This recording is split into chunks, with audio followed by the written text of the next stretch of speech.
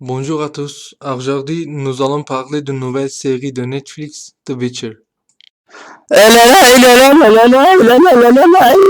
Comme vous connaissez, la série d'un jeu vidéo qui est provenu d'un livre s'appelle Witcher et publié par Netflix et nous voulons partager notre avis par cette série. Si vous ne connaissez pas qu'est-ce qu'un Witcher, c'est un homme qui vit dans un monde mystique en 10 et 12e siècle et il chasse des monstres pour argent. Il a des gènes mutés par magie et potions, donc il a des capacités surhumaines comme la puissance ou les réflexes. Il peut lancer les petites magies aussi. Notre protagoniste s'appelle Geralt de Rivia et il est un Witcher. Nous n'avons pas lu le livre, donc nous allons juger la série à partir des jeux vidéo. Il y a 3 vidéos et pendant les événements dans ces jeux, nous raconterons avec des caractères Triss Merigold, Yennefer, Ciri, Vesemir, Dandelion, etc. Dans la série en Netflix, nous avons plusieurs des choses que nous n'aimons pas. Puisque la série et le jeu proviennent du livre, les personnages et l'histoire sont d'accord, mais il y a des problèmes avec les caractéristiques des personnages. Dans le livre et le jeu, Yennefer est une femme qui a une peau blanche pâle et des lèvres minces, mais dans la série est une femme brunette.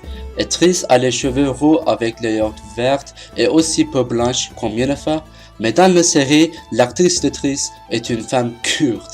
Après Geralt, ils ont les 2 personnages les plus aimés de la série et pour nous, c'était le plus grand facteur qui a tué l'atmosphère. Le plus grand symbole de Witcher, le collier de loup de Geralt, a été changé avec un médaillon qui ne ressemble pas à ce qui est dans le jeu et les livres. Un autre beau détail était que Geralt portait 2 épées, argent pour les monstres et acier pour les humains. Mais dans la série, Geralt portait une seule épée. Mais heureusement, les éditeurs ont annoncé que quand le temps viendra, Geralt utilisera 2 épées. Un autre problème est que la chronologie est très déroutante. Si vous ne connaissez pas déjà la chronologie, vous êtes la plus susceptible de vous embrouiller et de ne rien comprendre. Enfin, il n'y a aucune similitude entre les musiques de Witcher Netflix et le jeu, c'est pourquoi vous ne pouvez pas trouver la même atmosphère épique dans la série. Mais tout n'est pas mauvais dans la série. Le fait que Henry Cavill, l'acteur de Geralt, savait presque tout sur son personnage, nous a fait plaisir. Il comprenait bien les principes et la personnalité de Geralt, et comme il est le personnage principal et nous le voyons la plupart du temps, la série a été sauvée d'une mauvaise note.